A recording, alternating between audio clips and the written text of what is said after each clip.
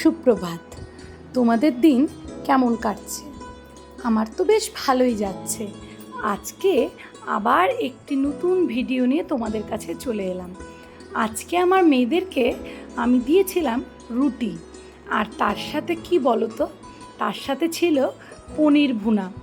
পনির ভুনাটা খুবই সহজ, তোমরা যে কোনো চাইলে মন মতো ভেজিস দিতে পারো, তার সাথে একটু সেদ্ধ আলু আর পনির দিয়ে তোমরা সেটাকে করতে পারো। আমি একটু দিয়েছিলাম কাসুরি মেথি, আর তার সাথে রোজ রোজ মেয়েরা না, আমি দেওয়ার চেষ্টা করি ফ্রুটস, বাট রোজ রোজ ওরা নিতে চায় না।